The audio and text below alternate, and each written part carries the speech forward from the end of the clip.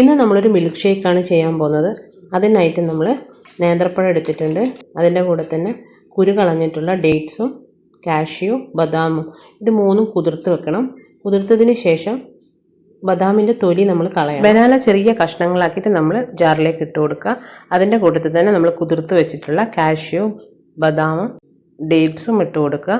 അതിൻ്റെ കൂടെ നമ്മൾ ഒരു 1.5 ടേബിൾ സ്പൂൺ ബൂസ്റ്റ് ആഡ് ചെയ്ത് കൊടുക്കുന്നുണ്ട്. പിന്നെ നല്ല തണുത്ത പാൽ ആദ്യം കുറച്ച് ഒഴിച്ചു കൊടുക്കുക. എന്നിട്ട് നന്നായിട്ടൊന്ന് ഗ്രൈൻഡ് ചെയ്തതിന് ശേഷം നമുക്ക് എത്രയാണോ വെള്ളം ആവശ്യം അതിനനുസരിച്ചിട്ടുള്ള പാല് നമ്മൾ ചേർത്ത് കൊടുക്കുക. ഇനി തിക്കായിട്ട് കുടിക്കുന്നതിനേക്കാളും കുറച്ചും കൂടെ ലൂസാക്കി കഴിക്കാനാണ് ഈ ഷേക്ക് ടേസ്റ്റ് ഉണ്ടാവുക.